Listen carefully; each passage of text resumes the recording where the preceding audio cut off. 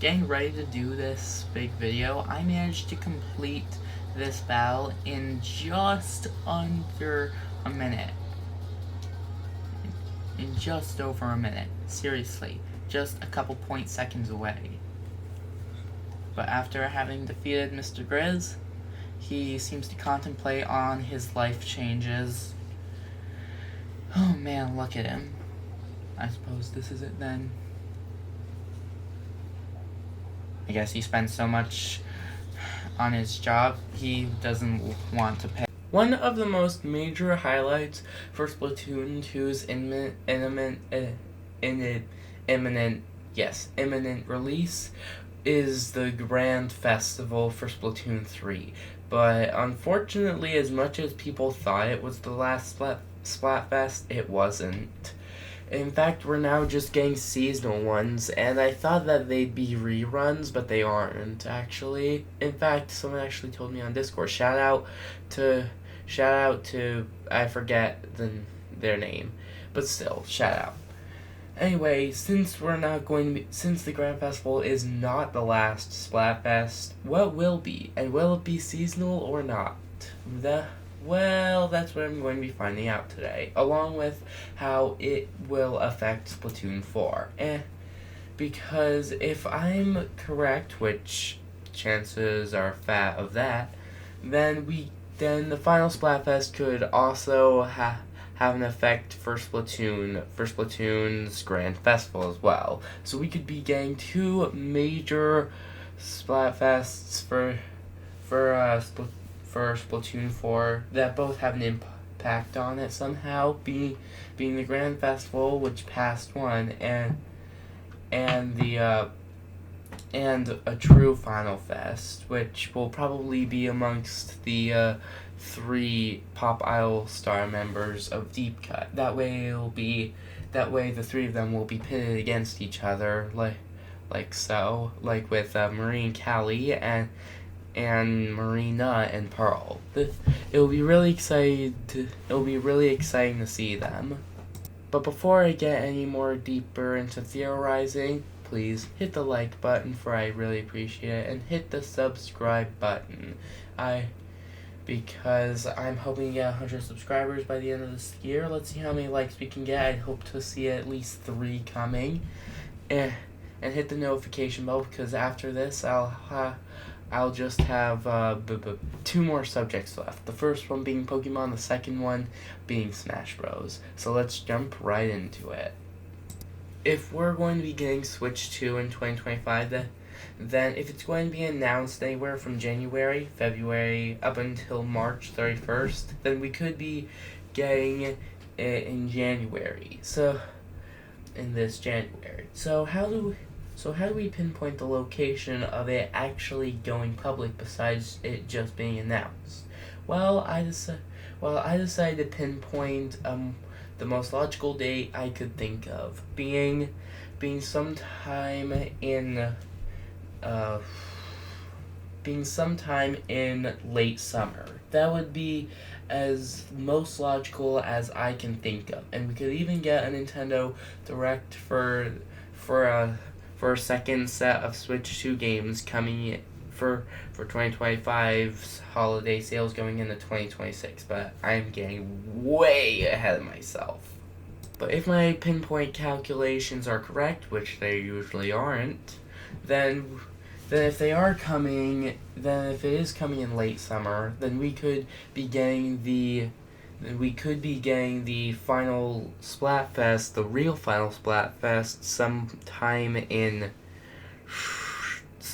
July this year, sometime in July 2025, because it would pretty much end off Splatoon 3 and how much it's done for us. If I can look back at Splatoon 2's Final Fest and look at its date, then I could probably make a much better assumption. Just give me a minute. After just apparently looking it up, it seems like the Final Fest for Splatoon 2 was also in July, the Splatocalypse. Am I saying that right? I kind of don't care since I'm kind of making a video here. I honestly did not know that the final Splatfest for Splatoon 2 was in July as well. So, because if Switch 2 is coming in late summer for being released, well, after a couple of months for it being announced, then I could have exactly pinpointed a most logical place for the final Splatfest to be. But what about the Grand Festival? How will that affect Splatoon 4?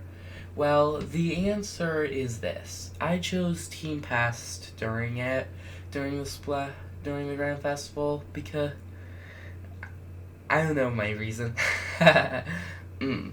Anyway, Team Past won. So shout out to everyone who was on Team Past. That includes Mewmit. Make sure to subscribe to his channel.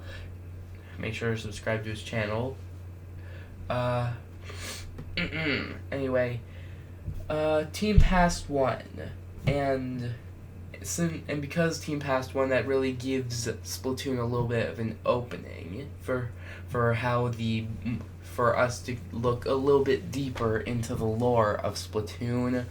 Looking back at the real Splat wrap-up story, which, by the way, took like 2 hours, I don't know how, it just did.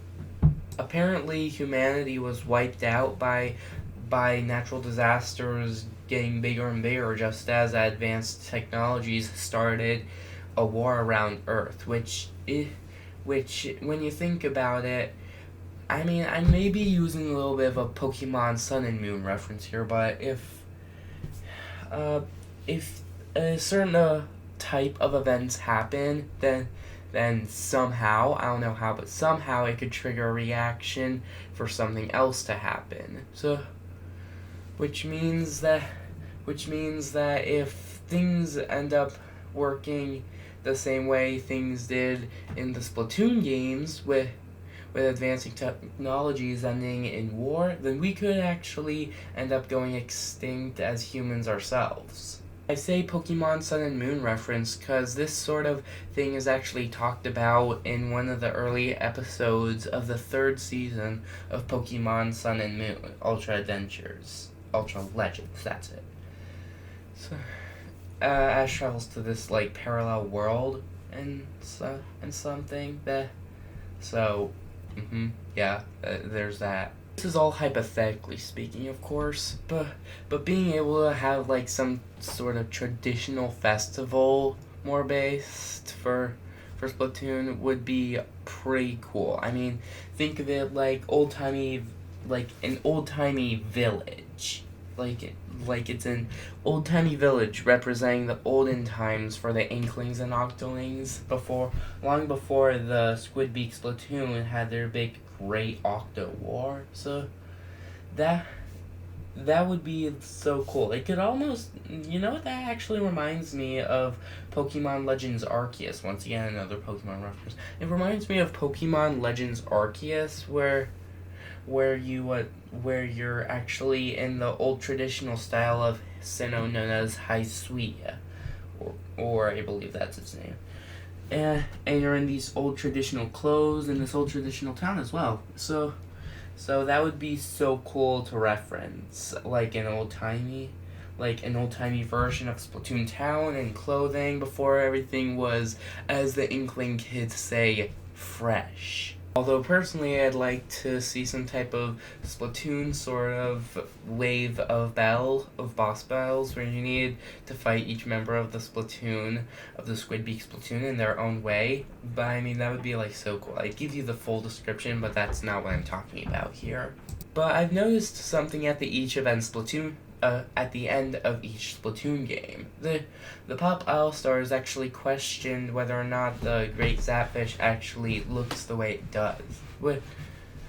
And I know that sounds silly to say, but think back at Splatoon 1 and Splatoon 2 and Splatoon 3. In fact, I think even Deep Cut is confused and asks if the Great Zapfish is at its full size. Like it got smaller or something. What if in Splatoon 4, the Great Zapfish ends up dying and they need to go to the origins of where they found the original Great Zapfish back in the olden times for Inklings and Octolings, and that would be like the whole journey, and you'd be able to play as the members of the Squidbeak Splatoon. Dude, that would be so cool. And they'd get their own assigned weapons like the pallets would assign them, but not DJ Octavio or Big Man. No, it would have to be the Inklings and Octolings. Again, I'd match up all the weapons, but I'm kind of on a bit of a time limit here for the video. But that pretty much ends the video anyway. I mean, being able to redesign your own characters from the past Splatoon games, and then being able to switch out between playing Marie or Callie, or Marina and Pearl, or maybe Pearl even being in her drone form somehow outside of the Memverse, and being able to see Fry and Shiver outside getting help from their ears and their shark friend, Master Mega. A little bit more deep lore on how the Inklings came to be, besides the crystals from Splatoon 3 that covered the walls of Alterna. Being able to see how Inklings and Octolings managed to thrive after birth would be so cool to see. Shall this be the end of the video? Yes, it shall. But thanks so much for watching, and I'll see you all next time for Pokemon. There were a couple of Pokemon references in this, but thanks so much for watching, and I'll see you all when I'm going over a little bit of the anime, along with remakes or reboot generations, and the anime, maybe even jumping into a new gen. But whatever I manage to figure out talking about in the next video, it'll all be good. So thanks so much for watching. Goodbye. I'm gonna end the video now.